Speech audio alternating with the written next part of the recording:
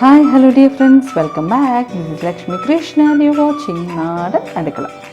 നാടൻ അടുക്കളയിൽ ഇന്ന് വളരെ ടേസ്റ്റി ആയിട്ടുള്ള, ഈസി ആയിട്ട് നമുക്ക് വീട്ടിൽ തയ്യാറാക്കിയെടുക്കാൻ പറ്റുന്ന വളരെ ഫ്ലേവർഫുൾ ആയിട്ടുള്ള നല്ലൊരു ബിരിയാണിയുടെ റെസിപ്പിയായിട്ടാണ് ഞാൻ വന്നിരിക്കുന്നത്. അപ്പോൾ ഈ നമ്മുടെ ടേസ്റ്റി ആയിട്ടുള്ള പ്രോൺസ് വെച്ചിട്ടാണ് കേട്ടോ നമ്മൾ ഈ ബിരിയാണി തയ്യാറാക്കുന്നത്. അപ്പോൾ വളരെ ടേസ്റ്റി ആയിട്ടുള്ള ഫ്ലേവർഫുൾ ആയിട്ടുള്ള ഈ പ്രോൺസ് ബിരിയാണി തയ്യാറാക്കുന്നത് എങ്ങനെയാണെന്ന് മനസ്സിലാക്കണമെന്നുണ്ടെങ്കിൽ വീഡിയോ സ്കിപ്പ് ചെയ്യാണ്ട് മുഴുവൻ കാണാം കേട്ടോ. ഇപ്പോൾ ചാനൽ ആദ്യമായിട്ട് കാണുന്ന കൂട്ടുകാരാണെങ്കിൽ ചാനൽ സബ്സ്ക്രൈബ് ചെയ്യുകയും അതോടൊപ്പം അടുത്തുള്ള ബെൽ ബട്ടനോടൊന്ന് ക്ലിക്ക് ചെയ്യാൻ കേട്ടോ. അപ്പോൾ ഞാനിടുന്ന വീഡിയോസിൻ്റെ നോട്ടിഫിക്കേഷൻ നിങ്ങൾക്ക് ഉടനെ കിട്ടുകയും ചെയ്യും. അപ്പോൾ നമുക്ക് ഈ ബിരിയാണി എങ്ങനെയാണ് തയ്യാറാക്കുന്നത് നോക്കാം. അപ്പോൾ അതിനായിട്ട് ഞാനിവിടെ ഒരു 2.5 കപ്പ് അരി, അതായത് 1/2 കിലോ അരിയിലാണ് ഞാൻ ഈ ബിരിയാണി തയ്യാറാക്കുന്നത്. അപ്പോൾ ഞാനിവിടെ എടുത്തു വെച്ചിരിക്കുന്നത് ജീരകശാല എന്ന് പറയുന്ന ഈ ചെറിയ അരി ഉണ്ടല്ലോ, നമ്മൾ ബിരിയാണിയൊക്കെ തയ്യാറാക്കാൻ ഉപയോഗിക്കുന്ന അരി, അതാണ് എടുത്തിരിക്കുന്നത്. നിങ്ങൾക്ക് വേണമെങ്കിൽ ബാസ്മതി റൈസും യൂസ് ചെയ്യാം കേട്ടോ. അപ്പോൾ അരി ഏതായാലും കുഴപ്പമില്ല, നമ്മുടെ ഇഷ്ടത്തിന് നമുക്ക് സെലക്ട് ചെയ്യാനുള്ളതേ ഉള്ളൂ. അപ്പോൾ ഞാനിവിടെ ഒരു 1/2 കിലോ അരി കഴുകി വൃത്തിയാക്കി ഒന്ന് വെള്ളത്തിൽ കുതിരാനായിട്ട് വെച്ചിട്ടുണ്ട്. അതോടൊപ്പം തന്നെ ഒരല്പം വലിപ്പമുള്ള പ്രോൺസാണിത്. ഇതിപ്പോൾ ഞാൻ ഒരു 1 കിലോയോളം പ്രോൺസ് വാങ്ങി അത് വൃത്തിയാക്കി വെച്ചിരിക്കുന്നതാണ്. ഇതിപ്പോൾ ഒരല്പം വലിയ പ്രോൺസ് ആയതുകൊണ്ട് തന്നെ ഇതിൻ്റെ ബാക്ക് സൈഡിൽ ഇവിടെ ആയിട്ട് ഒരു ഞരമ്പ് പോലത്തെ ഒരു സാധനം ഉണ്ടാവും കേട്ടോ. അത് നമ്മൾ എടുത്ത് മാറ്റണം. അതെടുത്ത് മാറ്റി ക്ലീൻ ചെയ്ത് വെച്ചിട്ടുള്ള പ്രോൺസാണിത്. ഇപ്പോൾ വാങ്ങിയപ്പോൾ 1 കിലോ ഉണ്ടായിരുന്നു. അപ്പോൾ ഇത് ക്ലീൻ ചെയ്തൊക്കെ എടുത്തപ്പോൾ ഒരു 750 ഗ്രാം വരെ ഉണ്ടാവുള്ളൂ കേട്ടോ.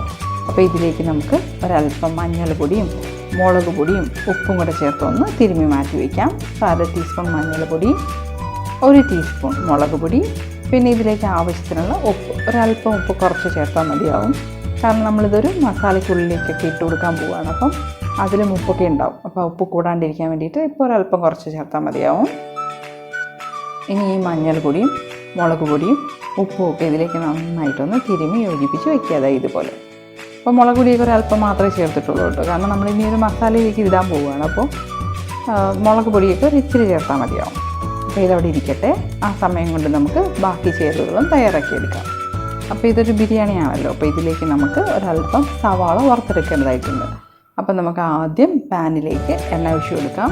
പാനിൻ്റെ ബോട്ടം കവറായി നിൽക്കുന്ന അത്രയും എണ്ണ ഞാൻ ഒഴിച്ചു കൊടുക്കുന്നുണ്ട്. ഇതിപ്പോൾ ഏതാണ്ട് ഒരു 4 ടേബിൾ സ്പൂൺ വരെ ഉണ്ടാവും. അപ്പോൾ ഈ എണ്ണ നന്നായിട്ടൊന്ന് ചൂടായി വരട്ടെ. നന്നായിട്ടൊന്ന് ചൂടായി വരുമ്പോൾ ഹൈ ഫ്ലെയിമിൽ വെച്ചിട്ട് തന്നെ നമുക്കിതിലേക്ക് ഒരു മീഡിയം സൈസ് സവാള ഇതുപോലെ കനം കുറച്ച് നീളത്തിൽ അരിഞ്ഞെടുത്ത് നമുക്കിതിലേക്ക് ചേർത്ത് കൊടുക്കാം. ഇതിപ്പോൾ നമുക്ക് ബിരിയാണിയിലൊക്കെ ചേർക്കാൻ വേണ്ടിയിട്ട് നമ്മൾ സവാള വറുത്തെടുക്കില്ലേ, അതിന് വേണ്ടിയിട്ടാണ് ഈ രീതിയിലൊന്ന് വറുത്തെടുക്കുന്നത്. അപ്പോൾ ഒരു സവാള എടുത്തിട്ടുണ്ട്. അപ്പോൾ ഇത് മുഴുവനായിട്ട് ഇതിലേക്ക് ചേർത്ത് കൊടുത്തിട്ട് നമുക്ക് നന്നായിട്ടൊന്ന് ഗോൾഡൻ ബ്രൗൺ കളർ വരുന്നത് വരെയും ഒന്ന് വറുത്തെടുക്കാം. അപ്പോൾ ഇത് വറന്ന് വരുന്ന സമയം കൊണ്ട് നമുക്ക് അടുത്ത സ്റ്റൗവിൽ തന്നെ ഒരു കുക്കറിൽ നമ്മുടെ റൈസ് വേവിക്കാനുള്ള വെള്ളം കൂടെ വെച്ച് കൊടുക്കാം കേട്ടോ. ഇപ്പോൾ 2.5 കപ്പ് അരിയാണ് എടുത്ത് വെച്ചിട്ടുള്ളത്. അപ്പോൾ ഞാനിവിടെ ഒരു 5 കപ്പ് വെള്ളം ചേർക്കുന്നുണ്ട്. അപ്പോൾ വെള്ളത്തിൻ്റെ അളവ് അരിക്ക് അനുസരിച്ചിട്ട് വ്യത്യാസമൊക്കെ വരും കേട്ടോ. അപ്പോൾ നമ്മൾ യൂസ് ചെയ്യുന്ന അരി കണക്കാക്കിയിട്ട് വെള്ളം ചേർത്ത് കൊടുക്കുക. അപ്പോൾ ഇതിലേക്ക് നമുക്കിതിപ്പോൾ ജീരകം എന്ന് പറഞ്ഞ് നമുക്ക് കടയിൽ വാങ്ങാൻ കിട്ടില്ല, അതാണ് കേട്ടോ ബിരിയാണിയിലൊക്കെ യൂസ് ചെയ്യുന്ന ജീരകം. അപ്പോൾ ഈ വെള്ളത്തിലേക്ക് നമുക്ക് 1/2 ടീസ്പൂൺ ജീരകം, ഒരു 4-5 ഏലക്കായ, അതോടൊപ്പം തന്നെ ഒരു ചെറിയ കഷ്ണം പട്ട,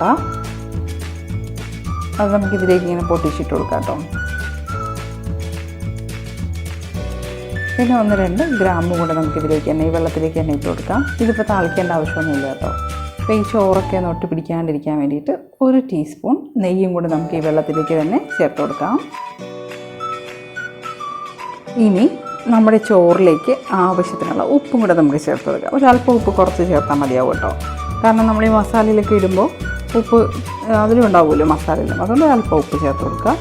പിന്നെ ഒരല്പം മഞ്ഞൾപ്പൊടി, നമ്മുടെ ചോറിനൊരു ചെറിയ മഞ്ഞ കളർ കിട്ടാൻ വേണ്ടിയിട്ട് ഒരല്പം മഞ്ഞൾപ്പൊടി ഇത് ചേർത്ത് കൊടുക്കാം. ആ വെള്ളം ഒന്ന് തിളച്ച് വരട്ടെ. ആ സമയം കൊണ്ട് നമുക്ക് അടുത്ത സ്റ്റൗവിൽ കിടക്കുന്ന ഉള്ളിയും കൂടെ ഒന്ന് നോക്കാം. ചെറുതായിട്ട് മൂത്ത് വന്നിട്ടുണ്ട്. അപ്പോൾ അതൊന്നും കൂടെ ഇളക്കി യോജിപ്പിച്ച് കൊടുക്കാം. നല്ല ഗോൾഡൻ ബ്രൗൺ കളർ ആവുന്നേരം വരെ നമുക്കിത് വറുത്തെടുക്കേണ്ടതായിട്ടുണ്ട് കേട്ടോ. അപ്പോൾ കളറൊക്കെ മാറാൻ തുടങ്ങിയിട്ടുണ്ട്. ഈ സമയത്ത് നമുക്കിതിലേക്ക് ഒരല്പം കാഷ്യൂനട്ടും റൈസിൻസും ഒക്കെ കൂടി ചേർത്ത് അതും കൂടെ ഒന്ന് വഴറ്റിയെടുക്കണം കേട്ടോ. അപ്പോൾ നമ്മുടെ ബിരിയാണിക്കിടയിൽ നമുക്ക് കുറച്ച് കാഷ്യൂനട്ടും കുറച്ച് മുന്തിരിങ്ങയൊക്കെ കിട്ടുമ്പോൾ നല്ല ടേസ്റ്റ് ആണല്ലോ. അപ്പോൾ അതിന് വേണ്ടിയിട്ട് ഞാൻ കുറച്ച് കാഷ്യൂനട്ടും റൈസിൻസും കൂടെ എടുത്ത് വെച്ചിട്ടുണ്ട്.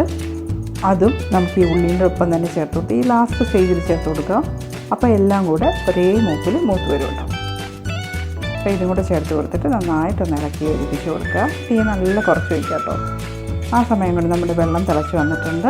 അപ്പോൾ അതിലേക്ക് നമ്മൾ കുതിരാനായി വെച്ചിരുന്ന അരിയും കൂടെ നമുക്ക് ഇട്ട് കൊടുക്കാം.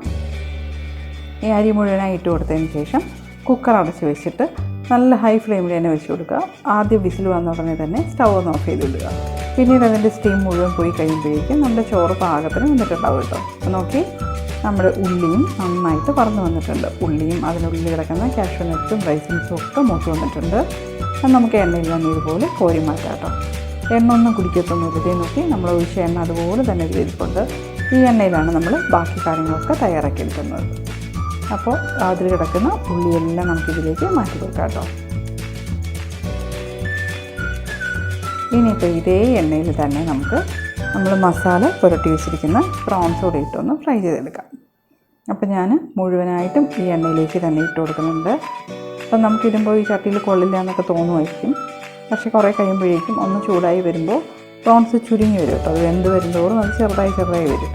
അപ്പോൾ കറക്റ്റാവും. അതുകൊണ്ട് മുഴുവനായിട്ടും ഞാൻ ഈ പാത്രത്തിലേക്ക് തന്നെ ഇട്ട് കൊടുക്കുന്നു. അപ്പോൾ ഇതൊന്ന് നമുക്ക് നന്നായിട്ടൊന്ന് വറുത്തെടുക്കണം കേട്ടോ. ഇപ്പം നമ്മുടെ കുക്കറിൽ ഒരു വിസിൽ വന്നിട്ടുണ്ട്. അപ്പോൾ ഞാൻ കുക്കർ ഓഫ് ചെയ്ത് വെച്ചിട്ടുണ്ട്. ഇനി ഇതിൻ്റെ സ്റ്റീമൊക്കെ തന്നെ പോയിട്ട് അത് സ്റ്റീം റിലീസായതിനു ശേഷം നമുക്ക് തുറന്ന് നോക്കാം. അപ്പോഴേക്കും നമ്മുടെ ചോറ് പാകത്തിന് വന്നിട്ടുണ്ടാവും. ഇപ്പം നോക്കി നമ്മുടെ പ്രോൺസും ഇത് ഫ്രൈ ചെയ്തുകൊണ്ടിരിക്കുകയാണ്. ഇത് നന്നായിട്ടൊന്ന് മൂപ്പിച്ചെടുക്കണം കേട്ടോ.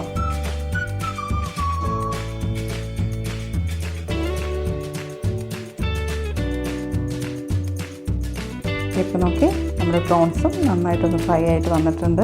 അപ്പോൾ ഞാൻ ഇടയ്ക്കിടയ്ക്ക് ഒന്ന് ഇളക്കി യോജിപ്പിച്ച് കൊടുക്കണുണ്ടായിരുന്നു കേട്ടോ. ഇടയ്ക്ക് നമ്മളിങ്ങനെ തിരിച്ചു മറിച്ചൊക്കെ ഒന്ന് ഇട്ട് കൊടുക്കുക. അപ്പോൾ രണ്ട് സൈഡും നന്നായിട്ട് വെന്ത് മൂത്ത് വരും കേട്ടോ. ഇത് നോക്കി അപ്പോൾ ഞാൻ നേരത്തെ പറഞ്ഞ പോലെ പ്രോൺസൊക്കെ ഒന്ന് ചുരുങ്ങി വന്നിട്ടുണ്ട്, കണ്ടില്ലേ? ഈ രീതിയിൽ രണ്ട് ഭാഗവും നന്നായിട്ട് മുരിഞ്ഞ് വന്നതിന് ശേഷം നമുക്കിത് എണ്ണയിൽ നിന്ന് മാറ്റി കൊടുക്കാം. അപ്പോൾ മുഴുവൻ പ്രോൺസ് നമുക്ക് വേറൊരു പാത്രത്തിലേക്ക് മാറ്റി വയ്ക്കാം കേട്ടോ.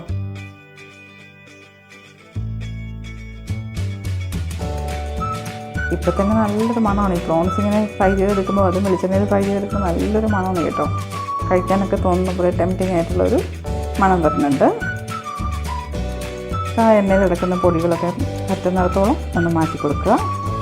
ഇനി ഇതേ എണ്ണയിലാണ് ഇതിനൊക്കെ പ്രോൺസ് റെഡി ആയിട്ടുണ്ട്. ഇനി ഇതേ എണ്ണയിലാണ് നമ്മൾ ബാക്കി കാര്യങ്ങളൊക്കെ തയ്യാറാക്കുന്നത്. അപ്പോൾ ഈ എണ്ണ ഭയങ്കര ഫ്ലേവർഫുള്ളായിട്ടാണ് ഇരിക്കുന്നത് കേട്ടോ. അപ്പോൾ അതിലേക്ക് ഒരു ബേ ലീഫും ഒരു സ്റ്റാർ അനീസും ഒരു ചെറിയ കഷ്ണം പട്ടയും ഒരു 2-3 ഏലക്കായും അതുപോലെ 2-3 ഗ്രാമ്പും കൂടി നമുക്ക് ഇതിലേക്ക് ചേർത്ത് കൊടുക്കാം. അപ്പോൾ എണ്ണ നന്നായിട്ടാണ് ചൂടായിട്ടാണ് കിടക്കുന്നത് കേട്ടോ. അപ്പോൾ അതിന് പെട്ടെന്ന് തന്നെ ഇത് മൂത്ത് വരും കേട്ടോ. അപ്പോൾ ഈ പ്രോൺസ് ഫ്രൈ ചെയ്ത എണ്ണയിൽ തന്നെ നമ്മൾ ഈ മസാല തയ്യാറാക്കുമ്പോൾ മസാലയിൽ നല്ല ഫ്ലേവർ ഉണ്ടാവും കേട്ടോ. ഇപ്പം നമ്മുടെ സ്പൈസസൊക്കെ ഒന്ന് മൂത്ത് വന്നിട്ടുണ്ട്. ഇനിയിപ്പോൾ ഇതിലേക്ക് നമുക്ക് നമ്മുടെ മസാല തയ്യാറാക്കാൻ ആവശ്യമുള്ള ഉള്ളിയും കൂടെ ചേർത്ത് കൊടുക്കാം. ഞാനിപ്പോൾ ഇവിടെ ഒരു മീഡിയം സൈസിലുള്ള 3 സവാള എടുത്തിട്ട് ഇതുപോലെ കനം കുറച്ച് നീളം കഷ്ണങ്ങളായിട്ട് അരിഞ്ഞു വെച്ചിട്ടുണ്ട്. അത് നമുക്കിതിലേക്ക് ചേർത്ത് കൊടുക്കാം. ഇനി ഈ സവാള പെട്ടെന്നൊന്ന് വഴണ്ട് വരാനായിട്ട് അല്പം ഉപ്പ് ചേർത്ത് കൊടുക്കുക. ഉപ്പ് ചേർത്ത് കൊടുത്ത് നന്നായിട്ടൊന്ന് ഇളക്കി യോജിപ്പിച്ച് കൊടുക്കണം. ഈ സവാള നന്നായിട്ട് വഴണ്ട് വരണം കേട്ടോ. നന്നായിട്ടൊന്ന് വഴണ്ട് അതിൻ്റെ കളറൊക്കെ ഒന്ന് മാറാൻ തുടങ്ങുന്ന സ്റ്റേജ് വരെയും നമ്മളൊന്ന് വഴറ്റിയെടുക്കണം. അപ്പോൾ തീ വന്നിട്ട് ഹൈ ഫ്ലെയിമിൽ തന്നെ ഇരുന്നോട്ടെ. അപ്പോൾ പെട്ടെന്ന് വഴണ്ട് കിട്ടും കേട്ടോ. ഇത് നോക്കി നമ്മുടെ സവാളയൊക്കെ നന്നായിട്ട് വഴണ്ട് വന്നിട്ടുണ്ട്. അതിൻ്റെ കളറൊക്കെ മാറി അതൊക്കെ നന്നായിട്ട് വഴണ്ട് വന്നിട്ടുണ്ട്. ഇനിയിപ്പോൾ ഇതിലേക്ക് ഒരു 2 ടേബിൾ സ്പൂൺ ഇഞ്ചി വെളുത്തുള്ളി പേസ്റ്റ് കൊണ്ട് നമുക്കിതിലേക്ക് ചേർത്ത് കൊടുക്കാം. ഇനി ഇഞ്ചിയും വെളുത്തുള്ളിൻ്റെയും പച്ചമണം മാറുന്നവരെ നമുക്കൊന്ന് ഇളക്കി യോജിപ്പിച്ച് കൊടുക്കണം കേട്ടോ.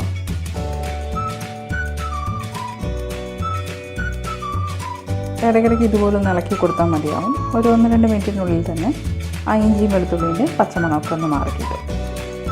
ഇപ്പോൾ ഇഞ്ചിയും വെളുത്തുള്ളിയും മൂത്ത് വന്നിട്ടുണ്ട്. അപ്പോൾ ഇനി ഇതിലേക്ക് ഞാനൊരു 3 മീഡിയം സൈസ് നല്ല പഴുത്ത തക്കാളി എടുത്തിട്ട് ചെറിയ കഷ്ണങ്ങളായിട്ട് അരിഞ്ഞ് നമുക്കിതിലേക്ക് ചേർത്ത് കൊടുക്കണം. അപ്പോൾ ഈ തക്കാളി പെട്ടെന്ന് വേണ്ടി വരാനായിട്ട് അല്പം ഉപ്പ് കൂടെ ചേർത്ത് കൊടുക്കാം. അപ്പോൾ ഇതുപോലെ നമ്മൾ മസാലയൊക്കെ തയ്യാറാക്കുമ്പോൾ പല ഘട്ടങ്ങളിലായിട്ട് അല്പാൽപമായിട്ട് ഉപ്പ് ചേർത്ത് കൊടുത്ത് വേണം നമുക്ക് വഴറ്റിയെടുക്കാനായിട്ട്. ആദ്യം നമ്മൾ ഉള്ളി വഴറ്റുമ്പോൾ അല്പം ഉപ്പ് ചേർത്ത് കൊടുത്തിരുന്നു. ഇപ്പോൾ തക്കാളി വേണ്ടി വരാനായിട്ട് ഒരല്പം ഉപ്പ് ചേർത്ത് കൊടുക്കുക. ഇനിയിപ്പോൾ ഇതോടൊപ്പം തന്നെ നമുക്ക് നമ്മുടെ മസാലകളോട് ചേർത്ത് കൊടുക്കാം. അപ്പോൾ അതിനായിട്ട് 1/2 ടീസ്പൂൺ മഞ്ഞൾപ്പൊടി, 1/2 ടീസ്പൂൺ മുളക് പൊടി, 1/2 ടീസ്പൂൺ മല്ലിപ്പൊടി, ഇതെല്ലാം കൂടെ ചേർത്തിട്ട് നന്നായിട്ട് ഇളക്കി യോജിപ്പിച്ച് കൊടുക്കണം. ഈ തക്കാളി വഴണ്ടി വരുന്ന സമയം കൊണ്ട് തന്നെ നമ്മുടെ പൊടികളും മൂത്ത് വരും കേട്ടോ. അപ്പോൾ എല്ലാം കൂടെ ചേർന്ന് നന്നായിട്ടൊന്ന് വഴണ്ടി വരട്ടെ. നോക്കി ഇപ്പം നമ്മുടെ കുക്കറിൽ സ്റ്റീമൊക്കെ റിലീസായിട്ടുണ്ട്, ചോറ് തയ്യാറായിട്ടുണ്ട്. നോക്കി നമ്മുടെ മസാലയും നന്നായിട്ട് മൂത്ത് വന്നിട്ടുണ്ട്, തക്കാളിയൊക്കെ നന്നായിട്ട് വെന്തുടഞ്ഞിട്ടുണ്ട്. നമ്മളിതിലേക്ക് ചേർത്ത് കൊടുത്ത പൊടികളുടെ പച്ചമണം മാറിയിട്ടുണ്ട്. ഇനിയിപ്പോൾ ഞാനിതിലേക്ക് 1 ടീസ്പൂൺ ഗരം മസാല പൊടി ചേർത്ത് കൊടുക്കുന്നു. ഗരം മസാല പൊടികൾ ചേർത്തിട്ട് നന്നായിട്ട് ഇളക്കി യോജിപ്പിച്ച് കൊടുക്കുക. നല്ല രീതിയിൽ മസാല ഒന്ന് മൂത്ത് വരണം കേട്ടോ, എങ്കിൽ മാത്രമേ നമ്മുടെ ബിരിയാണിക്ക് നല്ല ടേസ്റ്റ് ഉണ്ടാവുള്ളൂ. ഇനിയിപ്പോൾ ഞാനിതിലേക്ക് 1 പിടി പുതിനയില അരിഞ്ഞതും 1 പിടി മല്ലിയില അരിഞ്ഞതും കൂടെ ചേർത്ത് കൊടുക്കുന്നുണ്ട്. ഈ ഇലകളോട് ചേർത്ത് കൊടുക്കുമ്പോൾ നല്ലൊരു ഫ്ലേവർ കിട്ടും കേട്ടോ, അതിന് വേണ്ടിയിട്ടാണ്. നന്നായിട്ടൊന്ന് ഇളക്കി യോജിപ്പിച്ച് കൊടുക്കുക.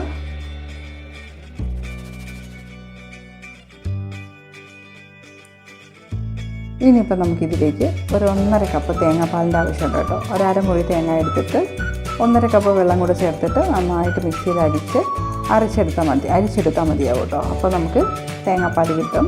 അപ്പോൾ ഞാൻ 1 കപ്പ് ചേർത്ത് കൊടുക്കുന്നുണ്ട്.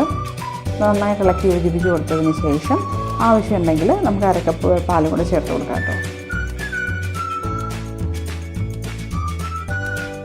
ഒരല്പം കൂടെ നമുക്ക് ചാറിൻ്റെ ആവശ്യമുണ്ട്, അതുകൊണ്ട് തന്നെ ബാക്കിയുള്ള 1/2 കപ്പ് തേങ്ങാപ്പാലോട്ട് നമുക്കിതിലേക്ക് ചേർത്ത് കൊടുക്കാം.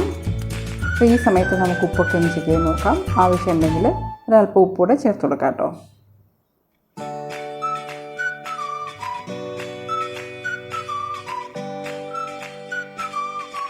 അര കപ്പ് തേങ്ങാപ്പാലോട്ട് ചേർത്ത് കൊടുക്കുന്നു.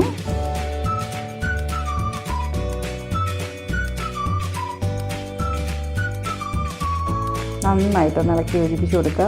അത് തിള വരുന്നിടം വരെ നമ്മൾ ഇളക്കി ഇതുപോലെ ഒന്ന് യോജിപ്പിച്ച് കൊടുക്കണം, അല്ലെങ്കിൽ തേങ്ങാപ്പാൽ പിരിഞ്ഞു പോകും കേട്ടോ. അപ്പോൾ നമ്മുടെ ഗ്രേവിയിലേക്ക് ആവശ്യത്തിനുള്ള ഉപ്പും കൂടെ ചേർത്ത് കൊടുക്കാം. ഇനിയിപ്പോൾ ഇതിലേക്ക് നമ്മൾ നേരത്തെ വറുത്ത് മാറ്റി വെച്ചിരിക്കുന്ന പ്രോൺസ് കൂടെ നമുക്കിതിലേക്ക് ചേർത്ത് കൊടുക്കണം കേട്ടോ.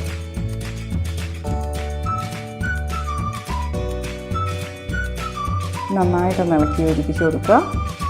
എന്നിട്ടൊന്ന് മൂടി വെച്ച് മീഡിയം ഫ്ലെയിമിൽ ഇതിൽ എണ്ണയൊക്കെ ഒന്ന് തെളിഞ്ഞ് വരുന്നിടം വരെ നമുക്കൊന്ന് വേവിച്ചെടുക്കണം. ഈ പ്രോൺസും മസാലയും എല്ലാം കൊണ്ട് നന്നായിട്ടൊന്ന് ഇളക്കി യോജിപ്പിച്ച് കൊടുക്കുക. ഇനി തീ ഒന്ന് കുറച്ച് ഒരു മീഡിയം ഫ്ലെയിമിൽ വെച്ചിട്ടൊന്ന് മൂടി വെച്ച് എണ്ണ തെളിയുന്നിടം വരെ നമുക്കൊന്ന് റെഡിയാക്കി എടുക്കേണ്ടതായിട്ടുണ്ട്. അത് ഏതാണ്ട് ഒരു 10 മിനിറ്റ് സമയമായിട്ടുണ്ട്. നമ്മുടെ മസാലയിൽ എണ്ണയൊക്കെ തെളിഞ്ഞ് വന്നിട്ടുണ്ട്, നല്ലൊരു മണം വരുന്നുണ്ട് കേട്ടോ. ഈ രീതിയിൽ എണ്ണ തെളിഞ്ഞ് വരുന്നിടം വരെയും നമ്മളൊന്ന് വെയിറ്റ് ചെയ്യേണ്ടതായിട്ടുണ്ട്, എങ്കിൽ മാത്രമേ നമ്മുടെ പ്രോൺസ് മസാലയിൽ നല്ലൊരു ടേസ്റ്റ് ഉണ്ടാവുള്ളൂ. അപ്പം നമ്മുടെ പ്രോൺസ് മസാലയും തയ്യാറാണ്, നമ്മൾ നേരത്തെ തയ്യാറാക്കി വെച്ച് ചോറും റെഡിയാണ്. ഇനി ഇത് രണ്ടും കൂടെ നമുക്ക് നന്നായിട്ടൊന്ന് സെറ്റ് ചെയ്തെടുക്കുമ്പോഴേക്കും നമ്മുടെ ടേസ്റ്റി പ്രോൺസ് ബിരിയാണി തയ്യാറാവും കേട്ടോ. അപ്പോൾ ഇതിൽ നമ്മൾ നെയ്യൊന്നും ചേർത്ത് കൊടുത്തിട്ടുണ്ടായിരുന്നില്ല. അപ്പോൾ ഒരല്പം 1 ടീസ്പൂൺ നെയ്യ് നമുക്കിപ്പോൾ ഇതിനോടൊപ്പം ചേർത്ത് കൊടുക്കാം.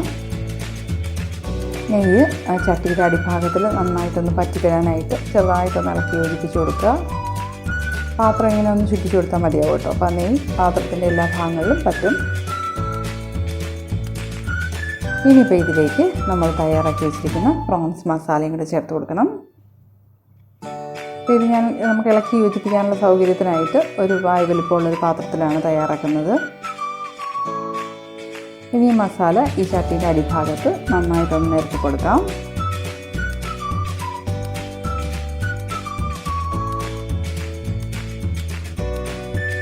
നന്നായിട്ടൊന്ന് സ്പ്രെഡ് ചെയ്ത് കൊടുക്കുക.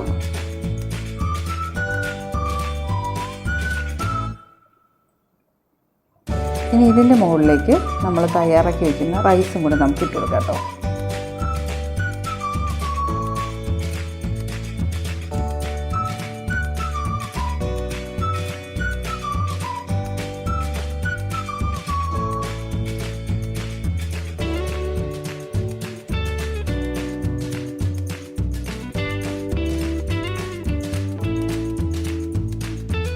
നന്നായിട്ടൊന്ന് ലെവൽ ചെയ്ത് കൊടുക്കുക.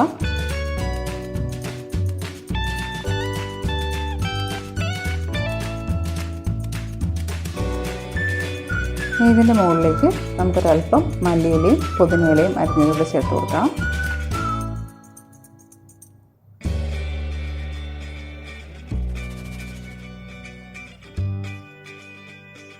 ഇതോടൊപ്പം തന്നെ നമ്മൾ നേരത്തെ വറുത്ത് വെച്ചിരുന്ന നമ്മുടെ ഉള്ളി, കാഷ്യൂ നട്ട്സ് എല്ലാം ഉണ്ടല്ലോ, അതുകൊണ്ട് നമുക്കിതിൻ്റെ മുകളിലേക്ക് ഇതുപോലെ ഒന്ന് ചേർത്ത് കൊടുക്കാം.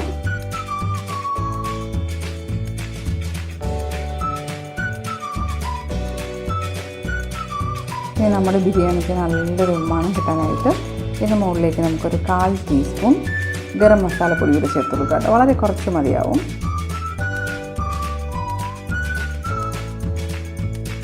ഇതോടൊപ്പം തന്നെ ഒരു ടീസ്പൂൺ നെയ്യും കൂടെ നമുക്ക് ചേർത്ത് കൊടുക്കാം കേട്ടോ.